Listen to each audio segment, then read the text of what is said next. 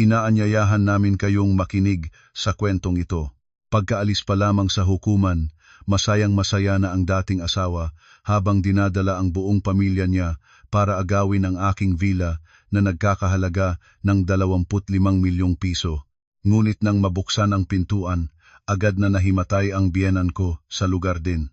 Hindi pa man natutuyo ang tinta ng diborsyo, nagmamadali na ang dating asawa na ipagdiwang ang kanyang inaakala nilang tagumpay. Mabilis na hinalina ni Aling Coring ang buong angkan para sakupin ang villa na 25 milyong piso. Ngunit lubhang nagkamali sila. Si Clara ay hindi isang tupa na mapapahayis ng mga mapagsamantala. Nang mabuksan ang pintuan ng villa, hindi karangyaan at luho ang naghihintay sa mapagsakim na grupo, kundi isang hubad na katotohanang nakakakilig sa buto, kasama ang isang piraso ng papel na A4 na magiging hudyat ng kanilang ganap na pagkabigo. Gaano katahimik ang plano ni Clara, gaano kagulat ang pagbalikwas sa huling sandali na nag-iwan sa dating asawa na walang-wala. Madalas sabihin ng mga tao na ang kasal ay ang pinakamaliligayang araw sa buhay ng isang babae. Ngunit para kay Clara, ang sandaling nilagdaan niya ang papel ng mutual consent ng diborsyo at hawak ang opisyal na desisyon ng hukuman iyon, ang tunay na sandaling naramdaman niyang sariwa at maluwag ang kanyang dibdib. Walang kampana, walang banda, walang bulaklak, mayroon lamang ang tunog ng selyo na tinamaan sa tuyo at maputlang papel thump, ngunit ang tunog na iyon ay nagparang malakas na awit ng kalayaan sa kanyang isipan. Lumabas si Clara sa pintuan ng Regional Trial Court ng Quezon City, pumikit habang nakatingin sa mainit na langit ng tanghaling tapat sa Maynila. 34 na taong gulang, isang beses nang nag-asawa ngunit hindi siya naramdamang nalalanta o naluluma. Sa kabaligtaran, sa kanyang puting blazer na maayos na nakatupi sa kanyang matangos na katawan, si Clara ay nagliwanag ng ganda at talino ng isang babaeng nakaranas na ng lahat ng pait upang makilala ang tunay na halaga ng sarili. Clara, ang pamilyar na tinig na ngayon ay talagang nakakainis. Nang marinig ay nagmula sa likod si Rafael. Mabilis siyang lumapit, nakasuot pa rin ng mamahaling navy blue na suit na binili ni Clara para sa kanya noong nakaraang kaarawan niya. Noong panahong iyon, naniniwala pa siya na kung alagaan lang niya ng mabuti ang kanyang asawa, magpapasalamat ito. Huminto si Rafael sa harapan ni Clara, inaayos ang kanyang kurbata, nagpakita ng mapang-uyam na ngiti na puno ng pagmamataas. Kahit diborsyado na sila, ang ugaling palalo at hambog ay nananatili pa rin sa kanya. Ano kang pinangingitian mo? Itinataas niya ang baba, may panunuya sa boses. Huwag mong isiping masaya ka dahil nakaalis ka na sa akin. Ang babaeng 34 na taong gulang, may batik na ng diborsyo. Abangan ko kung sino ang mangahas na maakit sa iyo.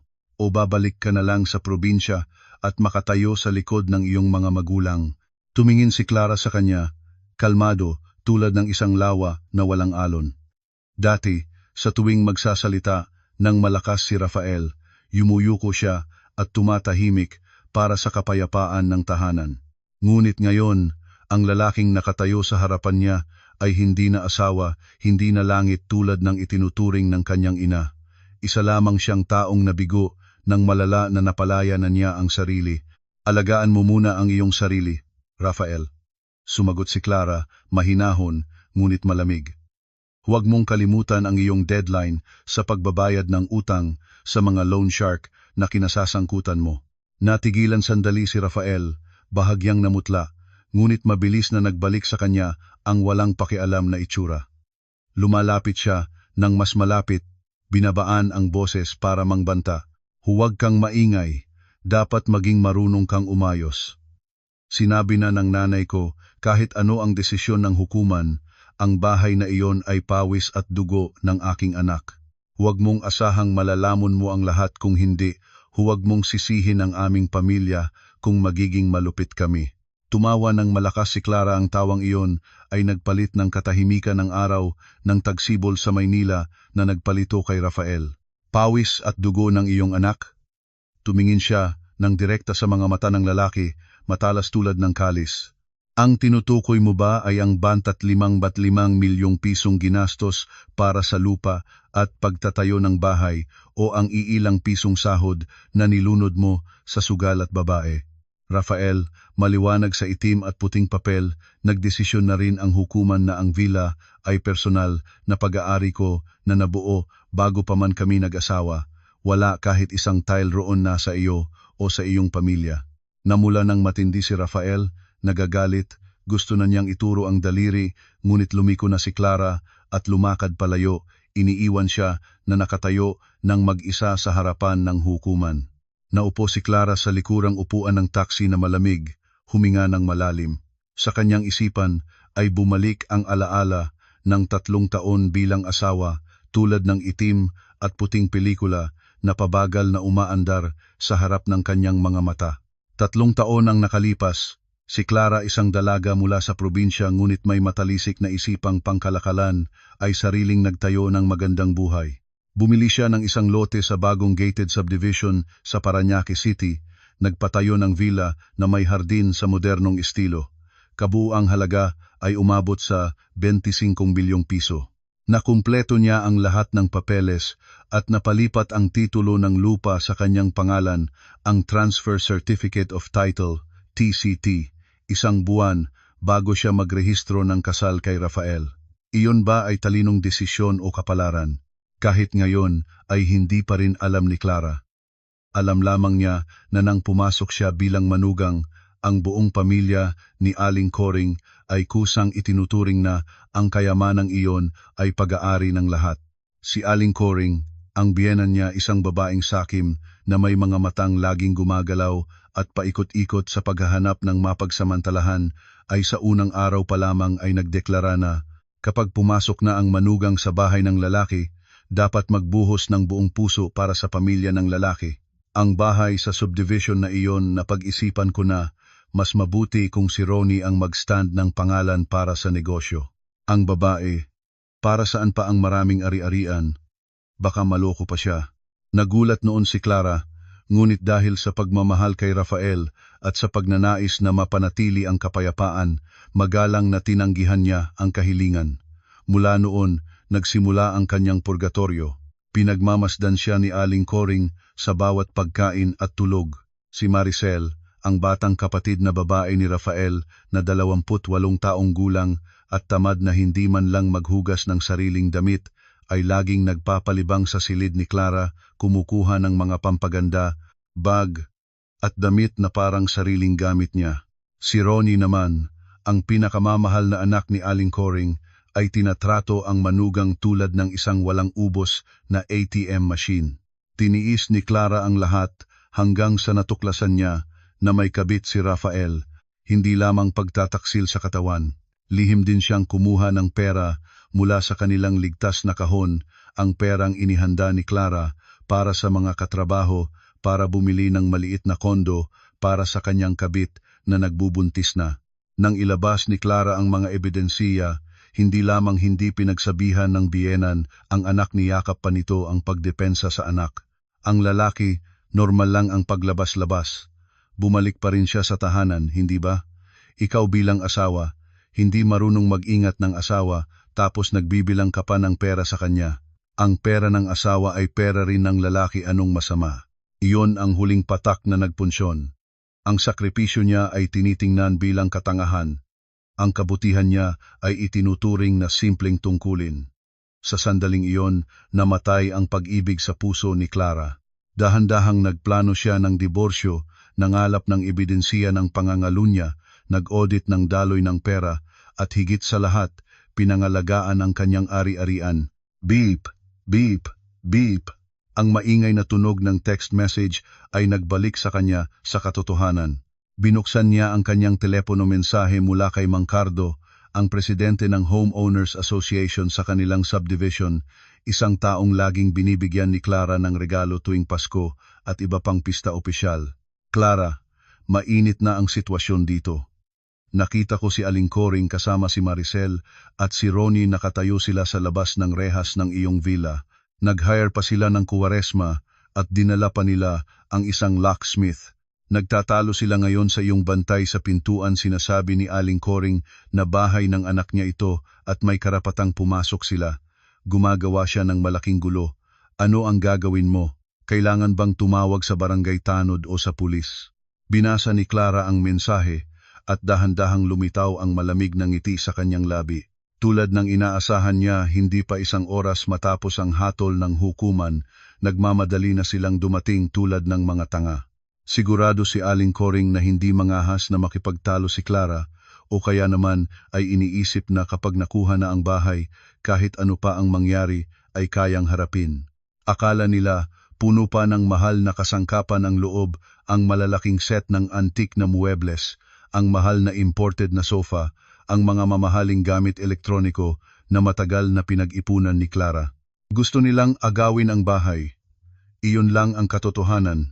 Naalala ni Clara ang isang linggo bago ang pinakamapagod at pinakalihim na linggong iyon sa kanyang buhay. Sa mga oras na wala sa bahay ang pamilya ng dating asawa, tahimik na uminarkila siya ng isang profesional na serbisyo ng paglipat bahay, ang pinaka-eksklusibo at pinakadisiplinadong kumpanya sa buong Metro Manila. Ang utos niya ay simple ngunit walang alinlangan. Ilipat ang lahat, huwag mag-iwan kahit ng isang tornilyo. Ang operasyon ay naganap ng lihim at mabilis, mula alas 11 ng gabi hanggang alas 4 ng madaling araw. Ang napakaraming milyong pisong antique na muebles, isang kumpletong set ng mga upuan at mesa na may masalimuot na ukit na ikinatutuwa ni Clara sa bawat pagkakataong tumanggap ng mga panauhin ay maingat na binalot at inilipat sa truck. Ang entertainment system na binubuo ng umuntayong 15 pulgadang flat-screen TV at imported na speaker system na nagkakahalaga ng daan-daang libong piso ay napawi rin. Ang lahat ng imported na appliances mula sa Germany, ang malaking refrigerator, ang oven, ang dishwasher ay inalis at itinago. Pati na rin ang automatikong 2-layer na kurtina, ang mga makislap na Swarovski crystal chandeliers at kahit ang mga fixtures ng banyo na hindi pa ganap na nakabit. Ang villa na 25 milyong piso pagkatapos ng isang gabi ay naging isang hungkag na balangkas lamang, 4 na puting dingding at ganap na kawalan. Ang tanging bagay na iniwan ni Clara ay isang piraso ng papel na A4 na maingat na nakadikit sa gitna ng sala, may matapang na pulang titik. Personal property, bawal pumasok. Trespassers will be prosecuted. Tumawag si Clara kay Mang Cardo, ang tinig niya ay kalmado ng hindi mapaniwalaan. Mang Cardo, huwag mag-alala. Sabihin mo sa mga bantay na pahirapan sila ng konti para sa tamang proseso, ngunit hayaan na silang makapasok hanggang sa hardin ng aking bahay, paparating na ako. Ngayong araw, bubuksan ko ang pintuan para sa aking mga espesyal na panauhin. Sigurado ka ba? Mukhang mabangis sila, Clara. Nag-aalala si Mang Cardo. Sigurado ako, Mang Cardo. Ang pinakamahusay na bahagi ng dula ay nasa huli pa. Binalikan ni Clara ang driver ng taxi. Manong, mag-drive mabagal. Hindi ako nagmamadali, hayaan muna silang maghintay ng kaunti pa. Habang tahimik na gumalaw ang sasakyan sa mga kalye ng Parañaque, tumingin si Clara sa labas ng bintana, ang mga matang puno ng determinasyon at kapayapaan. Hindi na siya ang matiisin at mapagpaumanhin na manugang ng nakaraang mga taon. Ngayon ay ituturo niya sa sakim na pamilyang iyon ang isang huling aral, ang aral tungkol sa batas, sa karma at sa presyo ng walang hanggang kasakiman. Ang labanan para sa bahay ay tapos na bago pa man ito magsimula. Hindi lang nila alam na natalo na sila nang wala kahit isang naiwan sa kanila. Huminto ang taxi sa ilalim ng malalim na puno ng akasya. Sapat na malayo para hindi makita, ngunit sapat na lapit para makita ni Clara ang buong palabas na nangyayari sa harap ng kanyang villa. Sa halip na manatili sa loob ng sasakyan, bumaba si Clara at pumili ng isang upuan sa harapan ng isang sari-sari store na nakatapat sa kanyang tahanan. Nagpa-order ng mainit na Barako coffee. Ang mapait na lasa sa dila ay nagpaging alerto sa kanya ng higit sa karaniwan. Sa kabilang banda, ang villa na may neo-classical na arkitektura ay nakatayo ng matapang at may dignidad sa ilalim ng araw ng tanghali. Ang ornamental na itim na bakal na rehas ang mga dingding na naka-marble tile, lahat ay nagpapahayag ng yaman at estilo. Ngunit nakakagambala sa perpektong larawang iyon ang magulong grupo ng mga taong nagtatalo sa labas ng pintuan. Tulad ng mensahe ni Mang Cardo, nakapaligid na si Aling Coring ng buong batalyon para sa pag-angkin ng bahay. Nakasuot siya ng maliwanag na dilaw na terno ang kulay, na sa kanyang palagay ay elegante, ngunit talagang nagpapakita sa kanya tulad ng isang malaking sorbetes. Nakatayo siya ng nakaakbay sa bewang, puno ng gintong alahas sa mga kamay, maingay na naguutos sa mga manggagawa na nagtatrabaho malapit sa isang tricycle na puno ng lumang kasangkapan. Ingat sa telebisyon, kung may gasgas, ibabawas ko sa sahod ninyo. Ang paos na boses ni Aling Coring ay pumutol sa katahimikan ng matahimik na subdivision. Sa tabi niya ay sina Maricel at Ronnie. Si Maricel, ang 28 taong gulang na kapatid ni Rafael, ay nakatayo na nagse-selfie sa harap ng pintuan ng villa. Nakasuot siya ng maliwanag na pulang mini dress, mabigat ang makeup, mukhang masayang-masaya na parang papasok siya sa kanyang sariling palasyo. Natawa ng tahimik si Clara. Matagal na niyang alam na gustong makuha ni Maricel ang master bedroom na may view ng pool. Hayagang nagsabi pa ito sa mga kapitbahay, "Mayaman ang aking manugang. Ang bahay na iyon, maaga o huli ay magiging sa aking kuya, at kung sa kuya ko, pwede rin akong tumira sa kahit anong kwarto." Si Ronnie naman, ang pinakamamahal na anak ni Aling Coring, ay nagtatampisaw mukhang galit at walang pasensya. Nakasuot ng lumang maong at sando, puno ng tattoo ng agila at dragon sa mga braso, may hawak na sigarilyo. Ang abo nito ay nalalaglag sa dati ng malinis na semento ng bangketa. Paminsan-minsan, iniaabot niya ang boses habang naguutos sa mga manggagawa. Napansin ni Clara na ang lahat ng ito ay napakaselang larawan, sila ay kumikilos na parang sigurado silang nanalo na. Itinuturing nila na balewala ang batas, itinuturing nilang walang saysay ang karangalan, at higit sa lahat, itinuturing nila si Clara bilang isang taong walang kakayahang lumaban. Dahan-dahang uminom si Clara ng kape. Ang kanyang isip ay lumayo pabalik sa isang linggong nakalipas sa sandaling opisyal na nagsimula ang kanyang plano. Noong panahong iyon, naisampa na ang petisyon ng diborsyo at natakda na ang araw ng pagdinig. Alam ni Clara nang malinaw ang ugali ng pamilya ng dating asawa, sakim, walang konsensya, at basta-basta sumusuway sa batas. Naintindihan niya na sa oras na maging epektibo ang hatol ng diborsyo, gagamitin nila ang dahilan na ang ari-arian ay nabuo sa loob ng kasal para agawin ito at gawin ang nagawang bagay bilang kalamangan. Kung gusto mong hulihin ang tigre, kailangan mo itong ilabas sa yungib o gawing walang laman ang yungib na iyon. Ganoon ang naisip ni Clara sa sarili. Isang gabi na bumubuhos ang ulan nang wala si Rafael dahil nasa business trip siya, at abala naman ang pamilya ng dating asawa sa paghahanda ng isang okasyon sa probinsya. Tahimik na uminarkila si Clara ng pinaka-profesional at pinaka-disiplinadong serbisyo ng paglipat bahay sa buong Maynila. Ang utos niya ay simple ngunit ganap na. Ilipat ang lahat, huwag mag-iwan kahit ng isang maliit na piraso. Ang operasyon ay naganap ng lihim at mabilis mula alas 11 ng gabi hanggang alas 4 ng madaling araw.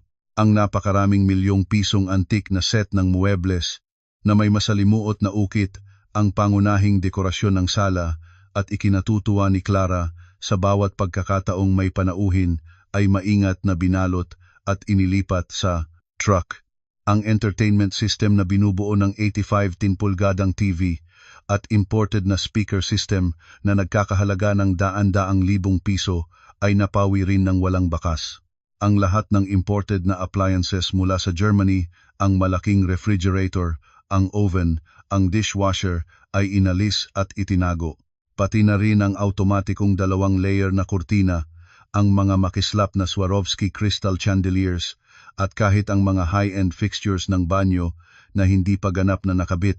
Ang bila na 25 milyong piso pagkatapos ng isang gabi ay naging isang hungkag na balangkas lamang, 4 na puting dingding at ganap na kawalan. Ngunit ang pinakaikinagagalak ni Clara ay hindi ang paglipat ng mga kasangkapan, kundi ang regalo na iniwan niya para sa sistema ng seguridad. Pinapalitan niya ang lahat ng lock ng pangunahing pintuan at ng rehas ng pinaka-advanced na biometric fingerprint lock, sabay na binura ang lahat ng nakaimbak na fingerprint data ni Rafael. Lihim din niyang pinuputol ang kontrata para sa kuryente, tubig at internet. Nakaupo sa sari-sari store, tiningnan ni Clara ang kanyang relo. 15 minuto na ang nakalipas.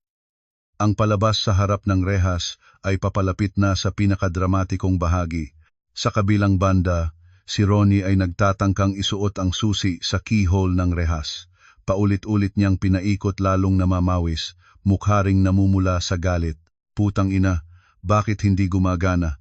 Baka pinalitan na ng susi ang lock ng babaeng iyon. Umungol siya ng malakas, sinipa ang malakas na bakal na rehas. Isang malakas na klang ang tumunog. Agaw-agaw ang susi mula sa kamay ng anak. Si Aling Coring ay lumao at sinubukan mismong buksan ang pintuan, ngunit pareho silang walang magawa. Ang bagong biometric fingerprint lock ay malamig at tahimik na tinanggihan ang lahat ng pagtatangka ng mga taong hindi nito kilala. Si Maricel, nagsisimula ng mainis sa init ng araw ng Maynila, ay nagsimulang magreklamo. Nay, mainit na ako. Tawagan mo na ang locksmith para basagin ang lock na iyan. Bahay naman ng kuya ko ito, hindi tayo dapat matakot sa kahit sino. Tama, ipasira na agad. Utos ni Aling Coring. Ibinaling ang kamay sa isang lalaking may daladalang maleta ng kagamitan. Naghanda pala siyang maaga ng locksmith bago pa man dumating, isang antas ng kaabutan at kasamaan na talagang kahanga-hanga sa sariling paraan nito. Sinipit ni Clara ang kanyang tasa ng kape. Naalala niya ang mga ebidensiya na nakalap niya laban kay Rafael, hindi lamang mga larawan ng kanyang pagtatalik sa kabit, kundi ang mga bank statement. Sa loob ng 3 taon, lihim na naglipat si Rafael sa kanyang ina ng kabuuang mahigit 2 milyong piso sa ilalim ng dahilang allowance para sa nanay. Ngunit sa katotohanan, ginamit ito ni Aling Coring para bumili ng lupa sa probinsya na nakalaan sa kanyang pangalan. Ang perang nagmula sa kita ng negosyo na pinagkatiwalaan ni Clara kay Rafael na pamahalaan. Inakala ng lalaking matalino siya. Nakalimutan niya na si Clara ay may pinag-aralang accounting at ang mga numero ay hindi kailanman nagsisinungaling sa kanya. At mayroon pang isang nakakalaking sikreto. Si Rafael ay nangungutang ng 5 milyong piso sa mga loan shark dahil sa sugal sa basketball. Pine-pressure siya mula sa lahat ng panig. At ang villa na ito, ang tanging pag-asa na pinagkakasya ng dating asawa at ng kanyang sakim na ina, plano nilang ibenta ito ng mabilis para mabayaran ang utang at tumakas. Kaya naman sila nagmadali. Kaya naman ngayon ay dumating sila ng may ganito kalaking lakas. Sa kabilang banda, ang locksmith ay nagsisimula ng ilabas ang kanyang drill at martilyo. Ang tunog ng metal ay nagsimulang kumanta sa tanghaling tapat. Ngumiti si Clara, ibinaba ang tasa ng kape sa mesa. Oras na para lumabas siya. Hindi niya mapayagan na masira ang kanyang rehas na nagkakahalaga ng napakaraming piso. Ngunit higit sa lahat, gusto niyang makita ang ekspresyon ng kanilang mga mukha kapag naharap nila ang tunay na may-ari ng bahay. Tumayo si Clara, inaayos ang kanyang blazer, nakasuot ng sunglasses, lumabas siya sa sari-sari store at tumawid sa kalsada nang may kalmadong taglay ng isang reyna na papasok sa pinanggalingan ng kanyang mga kaaway. Tigil. Hindi masyadong malakas ang sigaw ni Clara, ngunit bakal at puno ng autoridad. Nagulat ang locksmith at halos nabitawan ang kanyang martilyo sa takot. Sabay-sabay na lumingon ang buong pamilya. Sa sandaling nagtatagpo ang mga mata, ang hangin ay parang nanigas. Napalawak ang mga mata ni Aling Coring, pagkatapos mabilis na lumipat ang ekspresyon niya mula sa pagkamangha patungong galit na halos mabaliw. Ay, naparito ka na pala. Akala ko nagtatago ka na. Ano ang habol mo dito? Buksan mo na ang pintuan, bahay ito ng aking anak. Si Ronnie ay agresibong lumapit kay Clara, mukha niyang intimidating. Ate Clara, kung matino ka, buksan mo na ang pintuan. Tapos na ang lahat sa hukuman. Ang bahay ay para sa kuya ko, huwag kang magtangkang mag-istorbong dito. Hindi man sinalubong ni Clara si Ronnie ng isang tingin, tinitingnan niya ng direkta ang locksmith. Ikaw ang locksmith, hindi ba? Sino ang nag-hire sa iyo na sirain ang aking lock? Nag-alinlangan ang locksmith, itinuro ang direksyon kay Aling Coring. Ang babaeng iyon ang nagsabi na siya ang may-ari na wala daw ang susi, kaya tinawag nila ako. Gaano nakatagal ka sa trabahong ito na hindi mo pa alam ang tamang proseso? Malamig na sinabi ni Clara. Ang mga mata niya ay biglang lumipat kay Aling Coring nang may pang-aasar para sirain ang lock ng pribadong ari-arian ng isang mamamayan. Kailangan ng patunay ng pagmamay-ari o may presensya ng kapulisan. Subukan mong mag-drill ng isang butas sa pintaang iyon, garantisado kong kasuhan kita ng pagwasak ng ari-arian kasama ang mga taong ito. Sa salitang kasuhan, namutla ng lubos ang locksmith. Mabilis niyang tinipid ang kanyang kagamitan at umurong ng ilang hakbang. Hindi na ako makikisali dito, pampamilya ito. Wala akong pakialam. Uuwi na ako. Nang makitang tumalikod ang locksmith, nagsimulang sumabog si Aling Coring. Tumakbo siya patungo kay Clara, tinutukoy ang kanyang mukha at nagsimulang iyak-iyak ng malakas sa harapan ng lahat. Hay nako, anak ng manugang inagaw ang aming tahanan. Itinakwil ako ng aking sariling manugang. Ang bahay na ito ay pinagpawisan ng aking anak at ngayon ay ginagamit ng mapanlinlang na babaeng ito ang maling paraan para angkinin.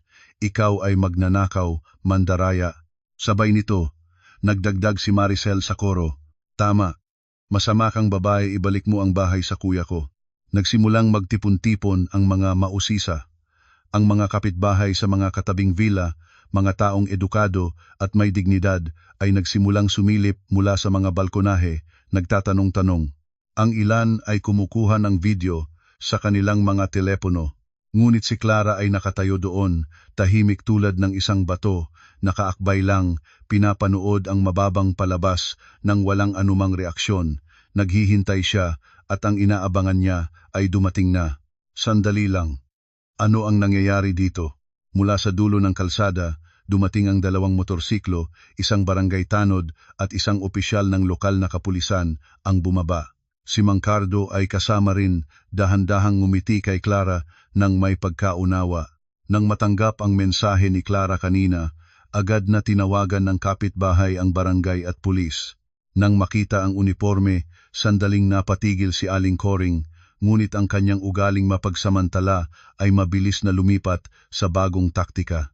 Nagsimula siyang tumakbo patungo sa opisyal ng kapulisan, iyak na iyak. Sir Police, tulungan po ninyo kami. Inagaw ng aking manugang ang bahay ng aking anak.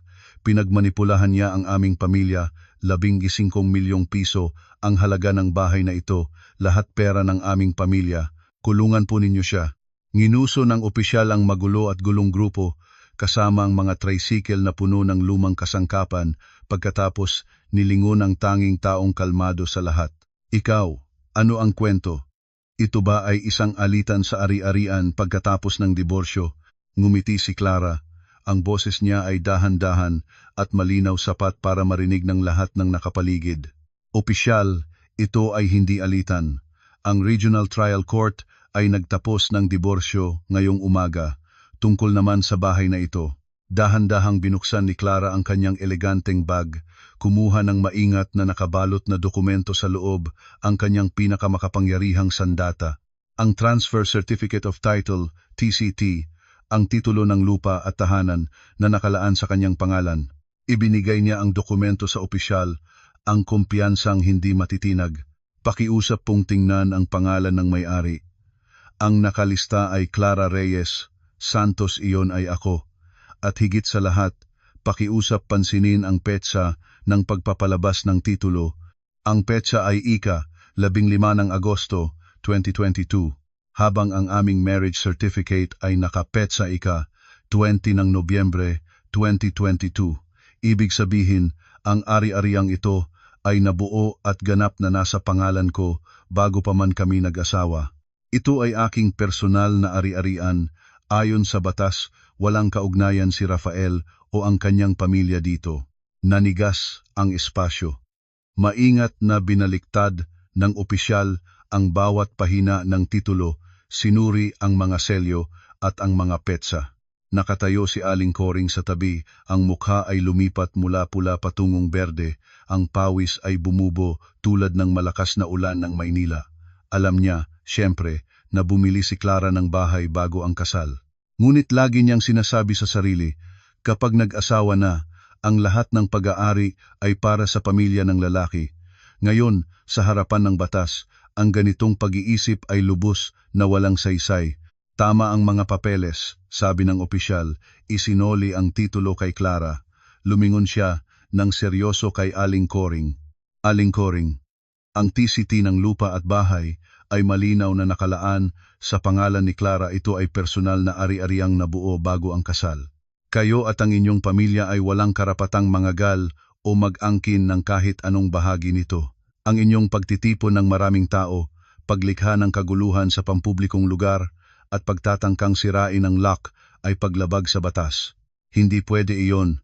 Peke ang dokumento, siguradong nagpeke siya. Nagmamadaling sumagot si Aling Coring, desperadong humahalina sa huling pag-asa. Peke? Putol ni Clara, ang mata niya ay matalas tulad ng kalis. Gusto bang talakayin ang pera na lihim na pinatransfer ni Rafael sa Aling Coring para bumili ng lupa sa probinsya? Mayroon akong kumpleto at detalyadong bank records dito. Gusto bang isumiti ito sa kapulisan para imbestigahan ang pagtakas ng ari-arian ng mag-asawa? Sa binanggit na lupa sa probinsya, nanigas si Aling Coring. Iyon ang kanyang pinakasensitibong sikreto. Tumigil siya at namutla ng lubos. Sige na lang, buntong hininga ni Clara. Ang boses niya ay nagpapanggap na mapagpaumanhin tulad ng isang taong nagbibigay ng kagandahang loob sa mga hindi naman karapat-dapat. Kahit paano, dating iisang pamilya pa rin tayo noon. Alam ko na nagdala kayo ng mga gamit dito at gusto ninyong pumasok at manirahan. Hindi na mangyayari iyon. Ngunit kung sinasabi ng Aling Coring na may mga personal na gamit si Rafael sa loob, bubuksan ko ang pintuan para makuha ninyo. Hindi ko gustong mapanatili ang kahit anong labi ng nakaraan. Lumingon siya sa opisyal. Pakiusap na, saksihan po ito para maiwasan ang anumang maling akusasyon laban sa akin pagkatapos. Nang marinig ni Aling Coring na papayagan siyang pumasok, nagliwanag ang kanyang mga mata. Sa kanyang matakaw at limitadong isipan, umaasa pa rin siyang may maisasalba. Baka hindi pa naubos ang mga gamit ni Clara, baka nandoon pa ang mahal na set ng muebles, baka ang malaking TV ay nakabitin pa rin sa dingding. Kapag nakapasok na siya, hahiga siya doon at hamon niya si Clara na galawin siya. Sige, buksan mo na ang pintuan, kukuha kami ng gamit ng aking anak. Nagpanggap pang may dignidad si Aling Coring habang inaayos ang kanyang terno. Ngumiti ng malamig si Clara, ang ngiting iyon ay sapat na babala na kung masinop lamang si Aling Coring, tatakbo na siya ng palayo. Lumapit si Clara sa malalim na bakal na rehas, inilagay ang daliri sa biometric fingerprint sensor. Click! Bumukas ang elektronikong lock. Dahan-dahang humiwalay ang dalawang bahagi ng rehas, nag-ungol ng banayad tulad ng isang halimaw na nagbubukas ng bibig para sa biktima na kusang loob na papasok. Tumabi si Clara, ginawa ang galaw ng pag-imbitang puno ng panunuya. Sige na, pumasok kayo, sana magustuhan ng lahat ang bahay na ito. Nagsiksikan sina Aling Coring, Maricel at Ronnie tulad ng bagyo, walang pasalamat, walang hiya. Hindi nila alam na ang bagay na naghihintay sa kanila sa likod ng kahoy na pintuan ay hindi ang karangyaan na pinantasya nila, kundi isang katotohanang walang awa. Nang mabuksan ang pangunahing pintuan, nakalusot na si Aling Coring at humakbang pasulong nang mabilis natatakot na magsarado ang pinto. Sumunod sina Maricel at Ronnie, nagsiksikan sa likod ng kanilang ina, sabik na sabik silang lahat.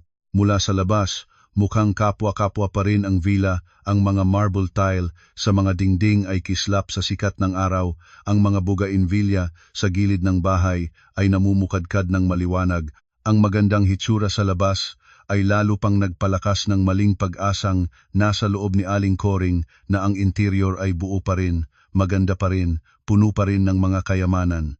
Naisip ni Aling Coring, malalaking sofa na may mahal na tela, ang malaking TV, ang malamig na aircon, ang mabangong kwarto, Sumunod si Clara sa likod kasama ang dalawang opisyal ng kapulisan at si Mang Cardo.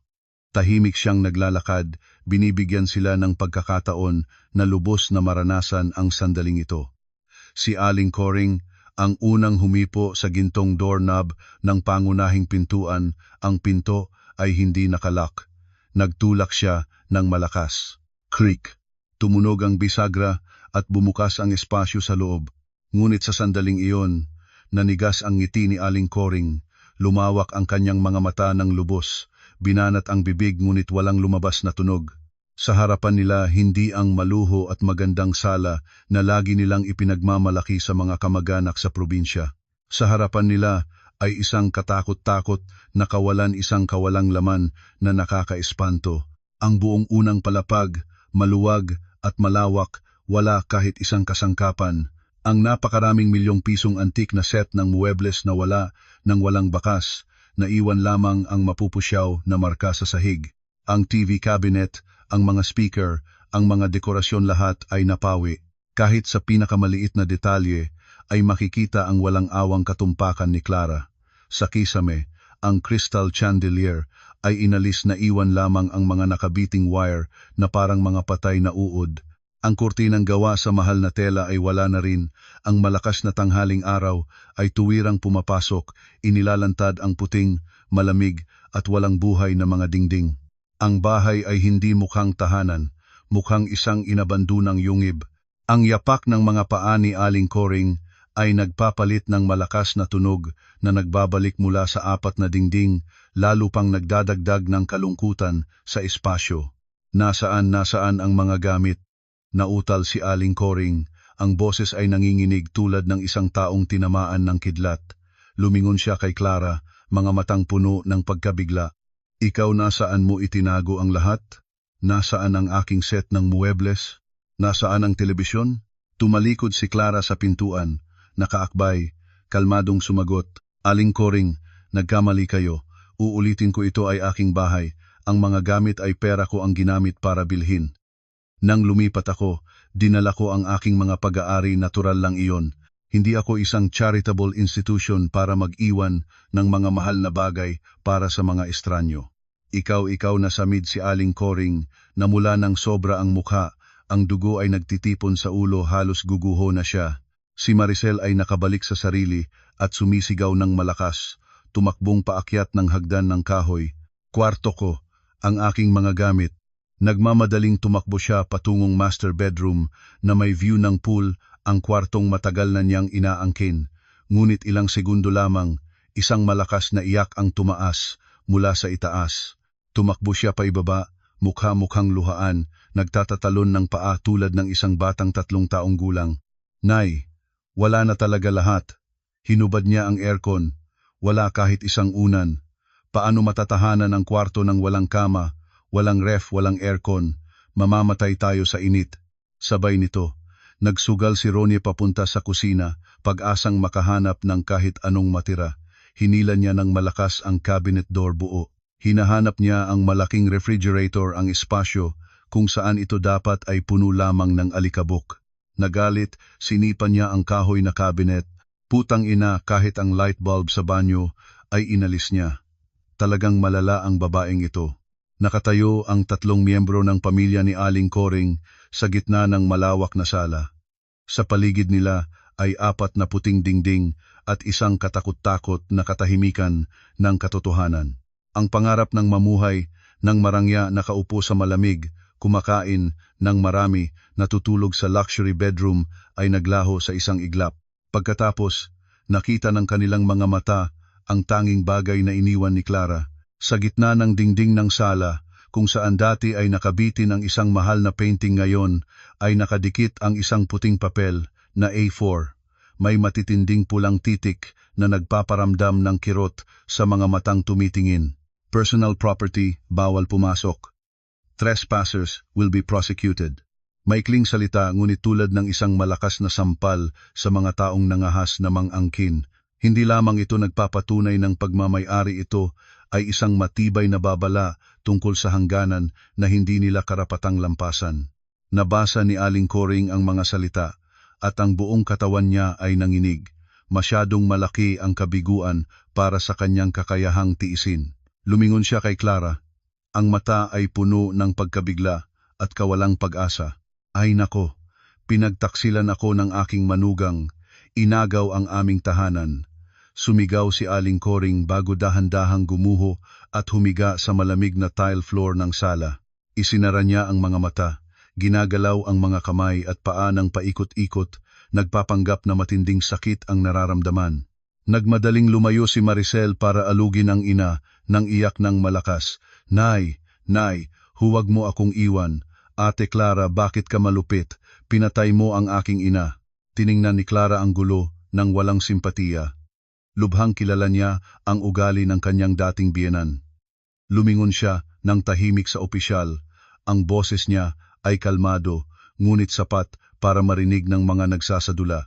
Opisyal, nakikita ninyo, wala nang kahit anong gamit para sa kanila dito. Kahit isang lumang banig ay wala. Ngunit kung talagang may atake ng puso ang matanda, tatawag tayo ng ambulansya at hayaan na rin nating ipatingin siya ng doktor para sa kanyang kondisyon. Ako ang nagbabayad ng medical bill. Sa salitang ambulansya at ipatingin ng doktor, agad na tumigil si Aling Coring sa kanyang pagganap kahit isang mata ang ibinukas niya para sumilay. Ngumiti ng malamig si Clara, alam niya na ang matanda ay naglalaro lamang. Ngunit alam din ni Clara na ito ay simula pa lamang ng huling pagkawasak ng pamilyang ito. Sa labas ng rehas, naibalik na ang maayos na kalagayan, ngunit hindi pa tapos ang gabi. Si Aling Coring ay muling bumangon, mabilis na gumaling mula sa kanyang di umano'y pagkahimatay at lumabas sa pintuan upang harapin ang mga manggagawa na nagtatrabaho sa tricycle. Hoy, matanda, magpasok na ba kayo o hindi? Matagal na kaming naghihintay dito sa init na ito. Ang malakas na boses ng driver ng tricycle ay pumutol sa katahimikan, isang lalaking malaki at maitim na balat dahil sa araw, pinagpapawisan ng malala. Bumalik tayo, walang laman ang bahay. Sigaw ni Aling Coring, hindi na namin kailangan ninyo. Napalawak ang mga mata ng driver, nagsimulang galit. Bumalik? Ano ang ibig mong sabihin? Nag-hire kayo ng 3 tricycle at 4 na manggagawa para maglipat ng gamit mula sa Caloocan hanggang dito. Ngayon sasabihin mong bumalik lang kayo? Bayaran muna ninyo kami 2,000 bawat tricycle plus bayad sa manggagawa. Kabuuan ay 6,000, ibigay mo na agad. Ano? 6,000? Napalumiyaw si Aling Coring. Ang boses ay nanigas sa lalamunan. Nakaw yan. Wala kayong nagawa, wala kayong nalipat. Pumalabas na ang mga sasakyan tin na ito ng bayad. Nag-abala ang aking mga tao para sumama sa inyo. Kung ayaw mong magbayad, tingnan natin kung sino ang may problema dito, sabi ng isa sa mga manggagawa na may tattoo sa mga braso, nagtayo ng may banta sa kanyang tinig. Ang kalagayan sa harap ng rehas ay naging mas magulo.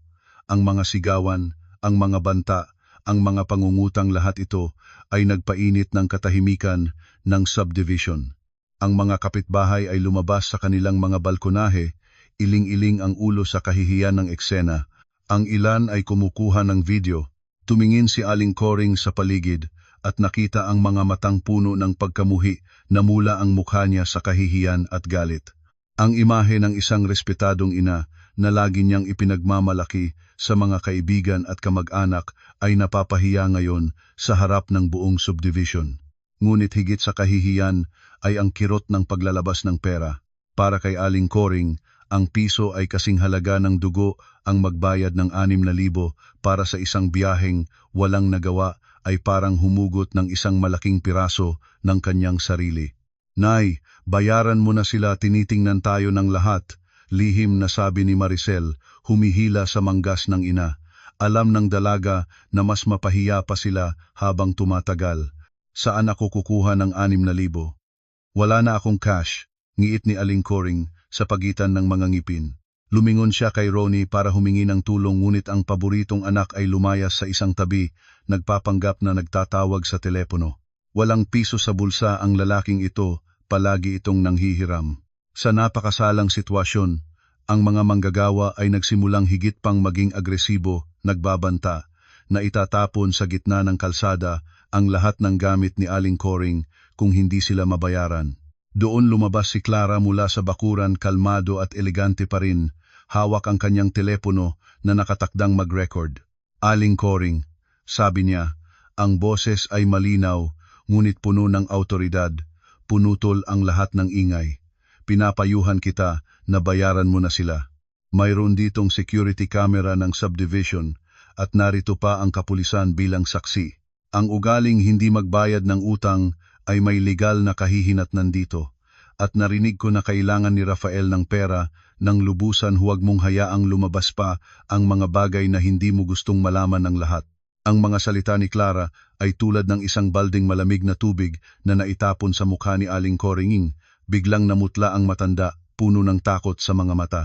Dali-dali niyang inilabas ang isang kulubot na pitaka at may nanginginig na mga kamay, dahan-dahang binilang ang mga piso, bawat tiklop ng papel na salapi ay parang hinuhugot mula sa kanyang puso. Sa wakas, nakatipon siya ng sapat na halaga at ibinato ito sa drawer. Kinuha ng mga manggagawa ang pera, nagmumuni-muni ng isang sandali, pagkatapos ay umakyat sa kanilang mga sasakyan at nagpagana ng makina, umalis ng nagiiwan ng asap at amoy ng gasolina, kasama ang mga gamit ni Aling Coring na hindi pa alam kung saan dadalhin. Nakatayo si Aling Coring doon, gusot, pagod at kahiyahiya. Lumingon siya kay Clara nang puno ng galit at puot. Ikaw, masaya ka na ba? Ginawa mo itong lahat sa aming pamilya. Ibinaba ni Clara ang kanyang telepono, ngumiti ng mahina. Hindi ako ang gumawa nito sa inyo, Aling Coring. Ang kasakiman ninyo ang gumawa nito sa inyong sarili. Naghinto si Clara ng kaunti, pagkatapos ay inihagis ang huling lihim tulad ng isang pinalang sibat. Aling Coring, alam mo ba kung bakit saka nagmamadali si Rafael na angkinin ang bahay na ito ngayon din? Hindi dahil gusto niyang dalhin ka rito para mabuhay ng maayos. Si Rafael ay nangungutang ng 5 milyong piso sa mga loan shark, tumatakbo na ang interes, at hinahanap na siya sa lahat ng lugar. Plano niyang sakupin ang bahay na ito, ibenta ito ng mabilis, at tumakas ng may pera para mabayaran ang kanyang utang. Ngunit naawa sa kanya, ang TCT ay hawak ko, ang lock ay binago ko, at ngayon, ang mga pinangutangan niya ay malapit ng sumunod sa mga yapak ninyo rito. Ang balitang ito ay tulad ng isang bomba na sumabog sa loob ng ulo ni Aling Coring. 5 milyong piso, isang halagang hindi niya matustusan kahit sa kanyang buong buhay. Lumingon siya kay Ronnie, ang anak na Trey ay namutla rin. Lumabas na ang katotohanan na matagal na nilang alam, ngunit pinagtatakpan. Alam nila ang tungkol sa utang ni Rafael, ngunit lagi silang nagtulungan para itago ito at patuloy na nanghihiram ng pera mula sa manugang. Hindi totoo iyan. Ang aking anak ay matino at seryoso sa negosyo. Mahina at walang lakas na sumagot si Aling Coring, ngunit ang nanginginig na boses niya ay nagtaksil sa matinding takot na nadarama niya sa loob. Maniwala ka man o hindi, umangkop si Clara, pagkatapos ay lumipat pabalik sa loob ng bakuran at nagsenyas sa bantay na isarhan ang rehas. Ngunit siniseryoso ang payo ko, dalhin mo na ang inyong mga anak at umuwi na sa probinsya agad. Kung mag-aabang pa kayo rito ng matagal, ang mga taong hinahanap si Rafael para sa kanilang pera ay maaaring dumating at kahit ang kapulisan ng barangay ay hindi makakaagapay sa oras na iyon. Dahan-dahang nagsarado ang bakal na rehas sa harap ng ilong ni Aling Coring. Boom! Ang tunog ay malakas at tiyak hinahatol ang ganap na paghihiwalay ng magandang at ligtas na mundo sa loob mula sa kaguluhan at kawalan ng pag-asa sa labas. Ang gabi ay nagsisimula nang bumagsak sa bagong subdivision sa Parañaque. Ang mga ilaw ng kalye na dilaw ay nagsilaw, nagbabato ng mahaba at makamandag na anino sa walang buhay na aspalto. Habang ang mga katabing villa ay nagliliwanag at puno ng ingay ng paghahanda ng hapunan, mga halakhak, tunog ng kutsilyo at sangkalan sa harap ng rehas ng Villa BLG. 7. Ang kalagayan ay tulad ng isang puntod. Si Aling Coring ay naupo sa bangketa, ang likod ay nakasandal sa isang malaking puno ng nara, ang mukha ay bagsak at pagod ng lubos. Pagkatapos ng isang araw na pakikipaglaban na lubos na nabigo, umalis na ang mga manggagawa, nangolekta na ang mga driver ng tricycle, na iwan lamang ang 3 miyembro ng pamilya na naharap sa kahihiyan at kawalan ng pag-asa. Ang tiyan na walang lamang ay nagsimulang umungol kasama ang pag-aalala tungkol sa 5 milyong pisong utang ni Rafael.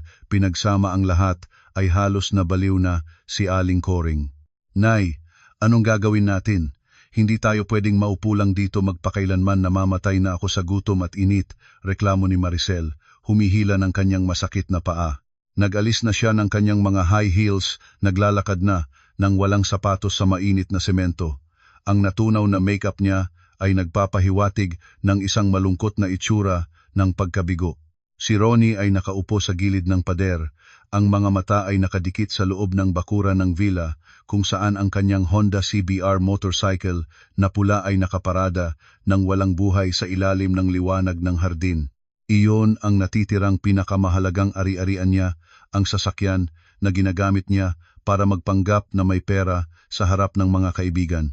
Kanina pa lamang nang dumating sila ng may lakas at pagmamalaki ng mga taong paparating para agawin ang isang kastilyo, nang walang kahihiyan ay pinapasok niya ang motorsiklo sa loob ng bakuran at inihinto ito sa pangunahing daanan. Ngunit nang sila ay itaboy, mabilis na isinara ni Clara ang rehas na kulong ang kanyang minamahal na motorsiklo sa loob. Putang, naglock siya ng motorsiklo ko sa loob. Ngiyet ni Ronnie, sinikap ang kanyang mga kamao.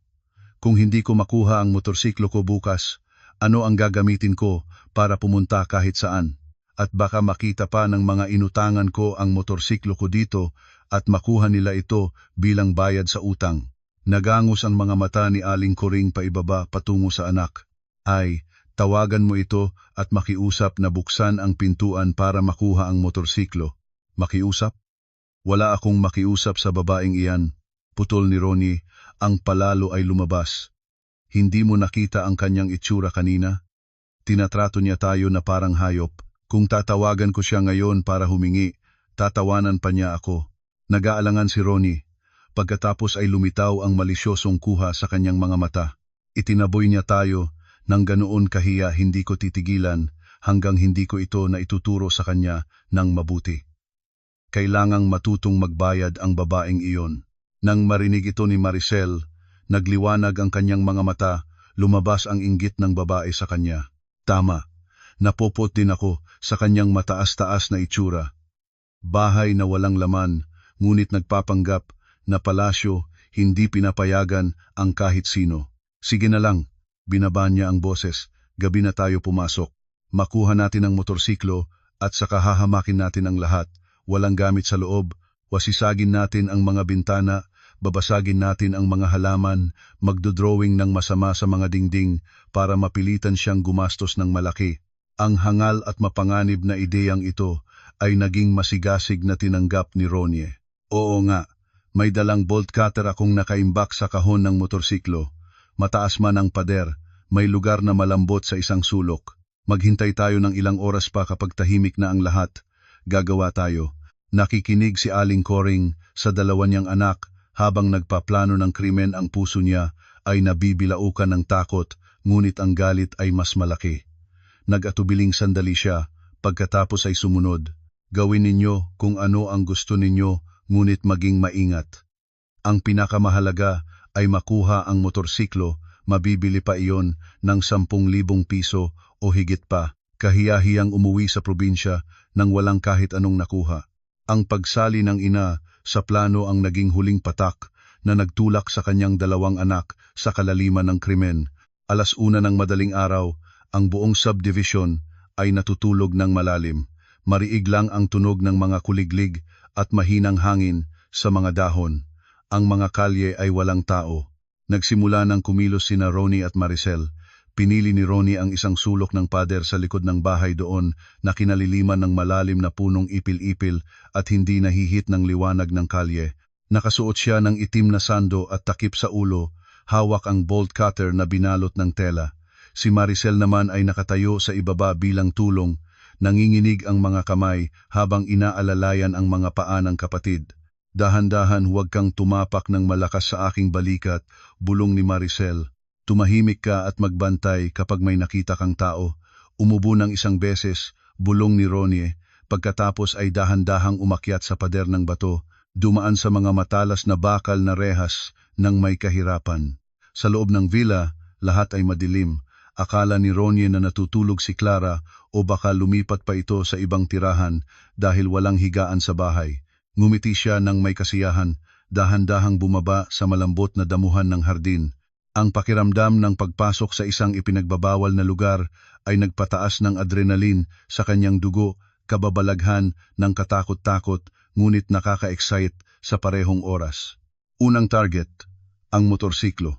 Dahan-dahang lumapit si Ronnie sa motorsiklo, ngunit nang yumuko siyang aalisin ito, napansin niya na ang harapan at hulihang gulong ay nakalak ng dalawang malalaking U-lock na anti-cut. Putang ina, maingat na talagang babae ito, naiisip niya nang may galit sa isipan. Ginawa niyang gamitin ang bolt cutter, ngunit ang lock na binili ni Clara ay imported na bakal mula sa Japan. Ang lumang bolt cutter ni Ronnie ay nagawang kalmot lamang ang labas, ngunit hindi kayang gupitin ang bakal sa loob. Walang magagawa pagkatapos ng matagal na pagtatangka. Ang pawis ay bumubo ng malakas. Napuot si Ronnie. Lumingon siya sa malalaking salaming pinto ng sala. Ang makapal na safety glass ay nagpapagniningning ng liwanag ng buwan ng mahina at malamig. Sumiklab ang galit sa kanya. Nagdesisyon siyang basagin ang salamin para mabawasan ang tensyon at saka tingnan kung may naiwan pang anumang bagay sa loob. Kumamot siya ng isang bato na dekorasyon sa ilalim ng puno at lumapit sa salaming pinto. Mula sa labas, si Maricel ay nag-aalala na, "Kuya Ronnie, tapos na ba?" "Matagal na. Sandali, babaguhin ko muna ito."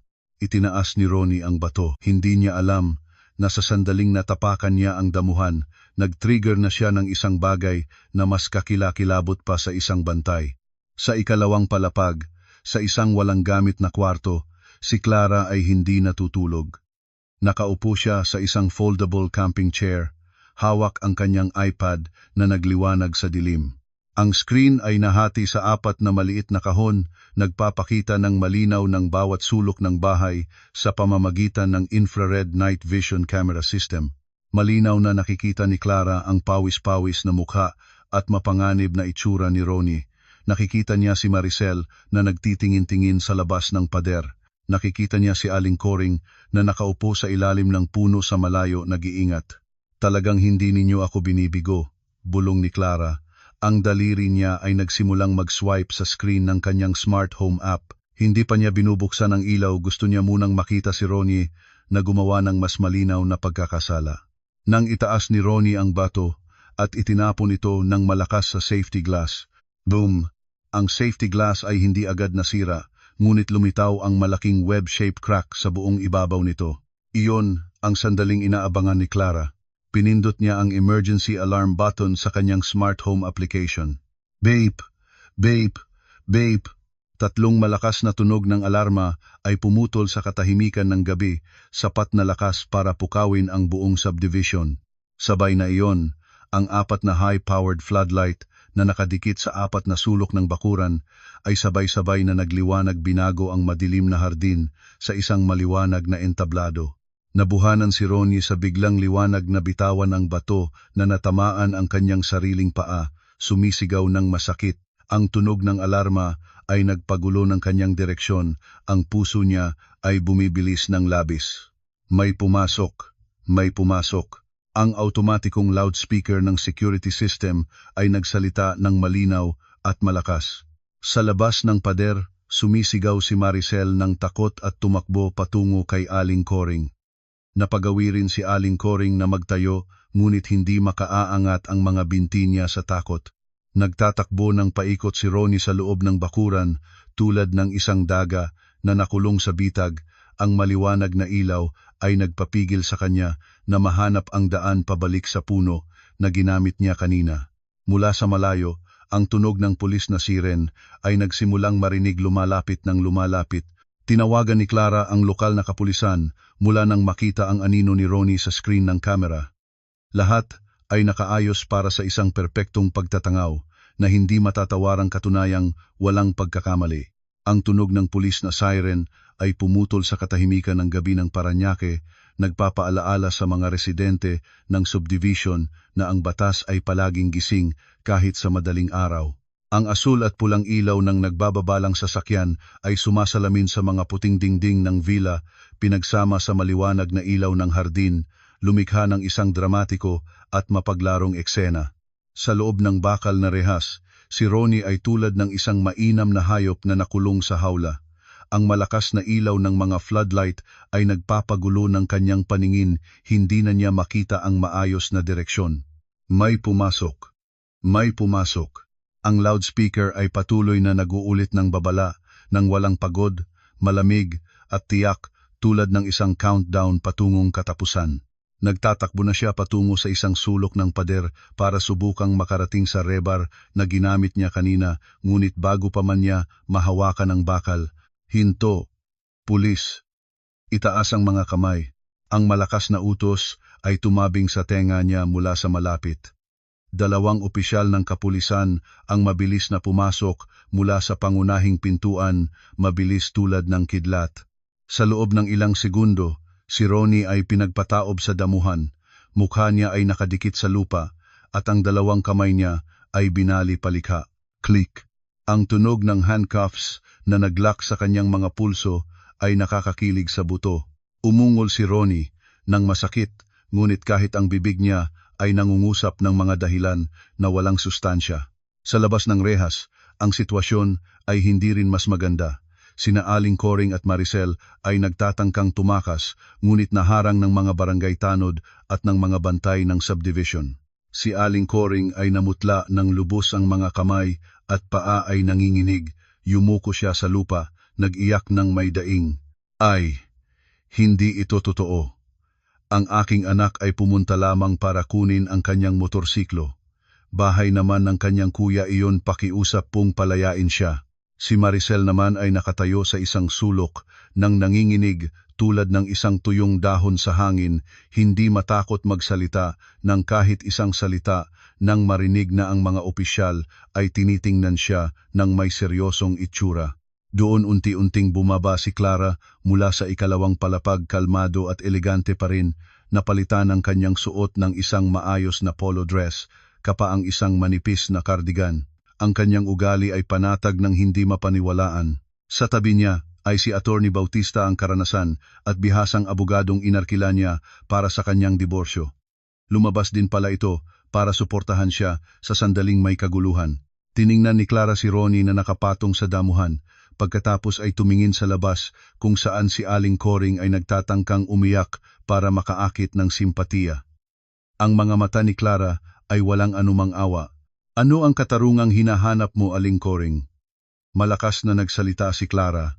Ang malamig na boses niya ay pinatigil ang iyak ng matanda. Ang inyong anak ay umakyat ng pader ng aking bahay ng 1:00 ng madaling araw, may dalang bolt cutter, at ginamit ang isang bato para basagin ang aking safety glass. Naitala ng aking camera system ang bawat segundo ng lahat ng ito. Ito ay ilegal na pagpasok sa pribadong ari-arian at pagwasak ng pag-aari. Nagbigay daan si Attorney Bautista. Ang boses niya ay mahinahon ngunit puno ng legal na timbang. Mga opisyal, ang aming kliyente ay may kumpletong video evidence. Sa antas ng pagwasak ng ari-arian at pagpasok ng may armas, ang parusa para sa kanyang anak ay maaaring umabot mula 2 hanggang 7 taon ng pagkakakulong ayon sa Revised Penal Code ng Pilipinas. Sa salitang 7 taon ng pagkakakulong, tunay na nahimatay si Aling Coring, hindi na ito palabas. Gumuho siya dahil sa sobrang pagkabigla. Nang iyak ng walang tigil si Maricel. Ate Clara, pakiusap, ang kuya ko ay nagkamali lamang. Patawarin mo siya, pakiusap. Eksaktong sa sandaling pinakatensyonado ang lahat, ang tunog ng malakas na motorsiklo ay dumating mula sa malayo, isang malaking sasakyan ang bumagtas at nagpreno sa harap ng rehas. Bumaba si Rafael. Puro gusot ang hitsura niya, mga mata na pula sa pagod at lasing, malakas ang amoy ng alak. Malamang ay galing siya sa isang sugalan o bar pagkatapos matanggap ang mensahe ni Maricel. Nang makita ang kapatid na nakalatag sa damuhan at ang ina na nakahiga sa lupa, nawalan siya ng lahat ng kontrol. Putang ina! Bitag mo ang pamilya ko. Sumigaw si Rafael, itinaas ang kamao patungong mukha ni Clara. Ngunit bago pa man siya makalapit, pinigilan siya ng dalawang opisyal ng kapulisan at ni Attorney Bautista. Hinto! Plano mo bang salakayin ang isang tao sa harap ng mga autoridad? Seryosong babala ng opisyal. Nakatayo si Clara nang hindi natitinag direktang tumingin sa mga mata ni Rafael nang puno ng pinakamalalim na paghamak. Dumating ka sa tamang oras, Rafael. May kausapin ako sa iyo tungkol sa isang utang. Humihingal si Rafael, nagtatangkang mapalaya ang sarili. Anong utang? Ikaw ang kukasuhan ko, pinahiya mo ang aking pamilya. Kasuhan? Tahimik na tumawa si Clara, ang ngiti ay malamig at matalas. Anong karapatang gagamitin mo, ngunit mayroon akong sapat na karapatang ipakulong ka? Kinindatan niya si Attorney Bautista. Kalmadong binuksan ng abogado ang kanyang briefcase at inilabas ang isang makapal na dokumento. Rafael, sabi ni Attorney Bautista, ang boses ay tahimik ngunit nagbubuhat ng bigat ng katotohanan. Ito ang detalyadong bank records ng iyong account sa nakalipas na 3 taon. Mayroon kaming matibay na ebidensiya na lihim mong nailipat ang kabuuang 2,150,000 piso na kita ng inyong pinagsamang negosyo sa iyong ina para bilhin ng 3 parsela ng lupa sa probinsya na nakalaan sa kanyang pangalan. Ang transaksyong ito ay ginawa habang kasal kayo nang walang pahintulot ni Clara. Namutla si Rafael. Paano ninyo nakuha iyon? Hindi pa tapos. Dagdag ni Attorney Bautista, inihanda ang pangwakas na suntok. Ang ganitong pagkilos ay bumubuo ng kasalanan ng concealment at dissipation of conjugal assets para makaiwas sa obligasyon ng paghahati ng ari-arian sa diborsyo. Kasama pa rito ang inyong utang sa mga loan shark at mga palatandaan ng pandaraya kung itatanghal ito sa hukuman kasabay ng pagpasok ng inyong kapatid ngayong gabi. Natatakot akong ang buong pamilya ninyo ay magkakaroon ng matagal na muling pagkikita sa loob ng piitan. Sumabog ang mundo sa loob ng isip ni Rafael. Siya ay natigilan, ang mga kamay at paa ay nanlalamig. Inakala niya na si Clara ay isang babaeng mahusay sa negosyo, ngunit naive at madaling linlangin. Hindi niya inakala na itong babae ay matagal na siyang sinusundan, na lahat ng kanyang maliit na taktika ay naitala at ginawang bitag para sa kanya sa huling sandali. Lumapit si Clara nang mas malapit kay Rafael. Binabaan ang boses para lang marinig niya ang huling hatol na pinakamapanganib sa kanyang pagpapahalaga sa sarili. Alam mo bang alam ko ang iyong utang ng 5 milyong piso sa mga loan shark? Plano mong angkinin ang bahay na ito, ibenta ito ng mabilis at gamitin ang pera para tumakas. Naawa sa iyo ang TCT ay hawak ko, ang lock ay binago ko na. At ngayon, ang mga kinikilala mong mga kreditor ay malapit nang dumating dito na tinatanong kung nasaan ka. Mayroon kang 2 pagpipilian. Una, hayaan mong makulong si Ronnie at ikaw rin ay kasuhan, habang ang mga loan shark ay maghahanap sa iyo sa loob ng kulungan. Ikalawa, alam mo na kung ano ang kailangan mong gawin. Nanginig si Rafael habang tinitingnan ang kapatid na nakalatag sa damuhan pagkatapos ang ina na pinagalalim ng takot at pagsisisi at sa wakas ang mga mata ni Clara. Nakita niya doon ang isang determinasyong hindi matinag. Natalo siya, natalo ng ganap at kahiyahiya. Ang agresibong itsura niya ay napawi pinalitan ng matinding takot ng isang taong walang nang lunas. Binaba ni Rafael ang mga kamay niya, ang ulo ay yumuko ng mababa. Lihim na bumubulong. Ano-ano ang gusto mo?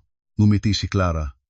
Ang ngiti ng isang nagwagi ng katarungang naisakatuparan pagkatapos ng matagal na pagtitimpi. Pumunta tayo sa police station, may kasunduan akong nais ipakita sa inyo. Lumakad siya pabalik, ang likod niya ay tuwid at marangal sa ilalim ng gabi. Sa likod niya, ang katarungan ay nagliwanag ng maningning, naghuhugas ng lahat ng dumi ng kasakiman at pagtataksil. Ang orasan na nakabitin sa pader ng police station sa Parañaque ay nagtatakdang 4:00 ng madaling araw. Ang hangin sa loob ng opisina ay makapal sa amoy ng malamig na sigarilyo at mapanganib na tensyon. Sa labas ng bintana, nagsisimula ng lumagas ang gabi, nagbibigay daan sa mapuputlang kulay abong liwanag ng nagbabagong umaga. Ngunit para sa pamilya ni Aling Coring, ito ang pinakamadilim na oras ng kanilang buhay.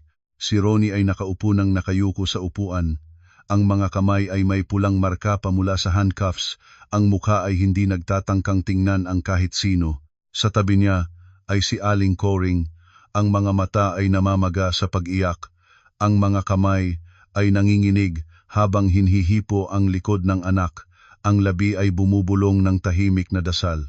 Si Maricel naman ay nakaangal sa balikat ng ina, nakatulog na ng mabigat sa pagod at takot.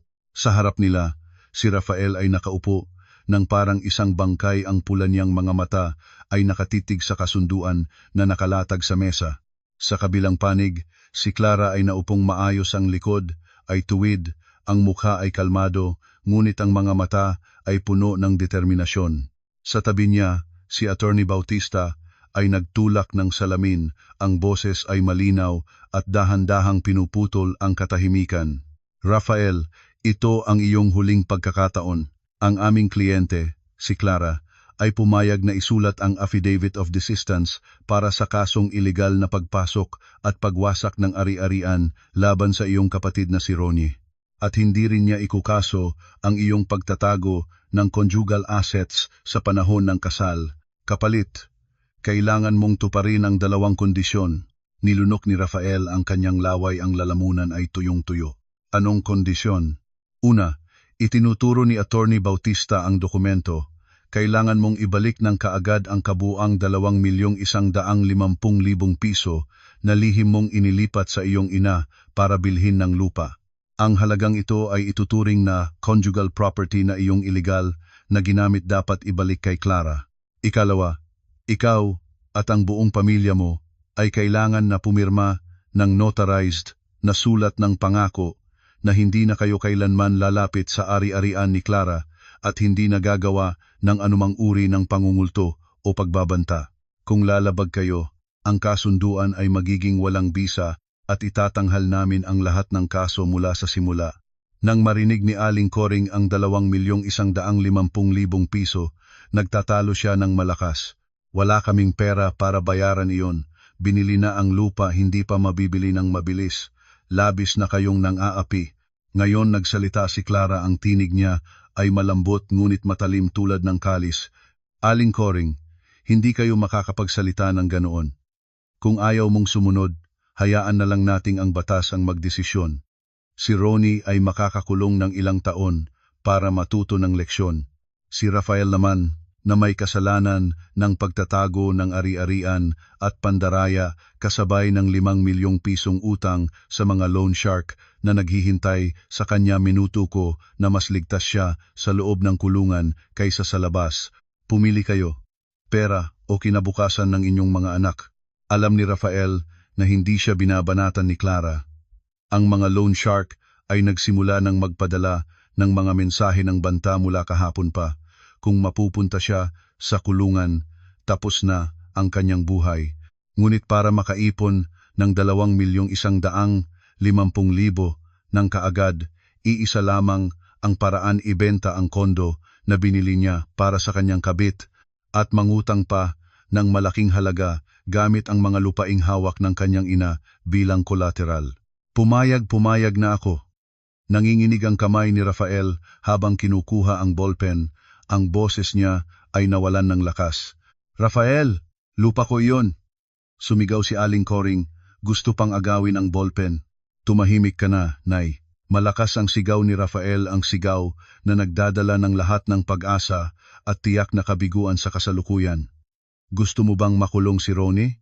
Gusto mo bang patayin ng mga loan shark ang iyong anak? Lahat ito ay nagsimula sa iyo na nag-utos sa akin na magnakaw ng pera, sa iyo na nagdala ng lahat para angkinin ang kanyang bahay. Ngayon wala na tayong naiwan. Masaya ka na ba? Nanigas si Aling Coring, binitawan ang kamay. Sa unang pagkakataon, nakita niya ang kanyang pinakaminamahal na anak na lumipat laban sa kanya. Nagsimula siyang umiyak ng tunay, hindi na ito palabas, kundi ang tunay na iyak ng isang babaeng nabigo ang lahat niyang plano at pangarap. Lumagda si Rafael sa kasunduan, ang sulat ay likha-likha at nanginginig. Alam niya na ang pirma na ito ay nag-aalis hindi lamang ng 2,150,000 piso, kundi pati na rin ang lahat ng maling pag-asa, ang kanyang kabit, ang kanyang inaasahang marangyang buhay, at ang kanyang dignidad bilang isang lalaki. Natalo siya sa lahat ng aspeto, ang magandang asawa, ang marangyang tahanan, at kahit ang kanyang sariling karangalan. 2 araw pagkatapos, ang kondo na binili ni Rafael para sa kanyang kabit ay ibinenta ng mabilis sa napakamababang presyo para makalap ng pera para mabayaran si Clara. Ang kabit, nang malaman na si Rafael ay ganap ng walang-wala at puno ng utang, ay mabilis na lumayo, dala ang lahat ng alahas na ibinigay sa kanya ng lalaki. Ang pamilya ni Aling Coring ay nagsiksikan sa isang bus pabalik sa kanilang probinsya sa Mindanao. Ang kanilang hitsura ay tunay na kawawa. Si Aling Coring ay nagmukha ng 10 taon, ang higit ang katandaan. Ang mukha ay mapungay at puno ng sama ng loob. Si Ronnie ay humihinto ng may pilay dahil sa sugat sa paa. Nang umangat ng pader, ang mukha ay nakabase ng walang nagsasalita. Si Maricel naman ay humihila ng basag na maleta habang nagrereklamo sa init at araw. Si Rafael, ang nasa hulihan ang ulo, ay nakabagsak. Hindi naglakas ng loob na tingnan ang kahit sino. Sa bus na mainit, mabaho ng gasolina, at puno ng mga pasahero, nagsabog ang alitan. Dahil sa iyo ito, Nay. Ikaw ang nagsabi na pumunta tayo at iangkin ang bahay niya. Dati ay maayos pa ang lahat, ngayon wala na tayong naiwan. Nagreklamo si Maricel. Ikaw? Masyadong mabuti? Ikaw mismo ang nag-insisting manatili sa kwarto ng pool. Pareho tayong nagkamali. Lumakas ang boses ni Aling Coring. Tumahimik na kayong lahat. Sumigaw si Rafael, pinatigil ang lahat sa malamig at mapait na katahimikan na walang pagkakataon pang maputol. Bumalik sila sa kanilang probinsya nang may 2 kamay na walang laman at isang malaking utang na nananatili. Ang kanilang kinabukasan ay isang hanay ng mga araw na puno ng alitan, pagbibintangan sa isa't isa, at pagkamuhi sa loob ng isang maliit at amoy ambon na tahanan. Iyon ang tamang kabayaran para sa walang hanggang kasakiman at kasamaan. 1 buwan pagkatapos, sa Villa BLG. BN. Ang malamig at malungkot na kalagayan ng dating abandoned na bahay ay ganap na napalitan ng isang bagong buhay na umaapaw ng maliwanag at masaya. Nag-hire si Clara ng mga manggagawa para i-renovate ang buong interior. Hindi na siya bumili ulit ng mabigat na antik na kasangkapan, pinili niya ang modernong estilo, elegante, sa kulay cream at mainit na kahoy na nara at oak.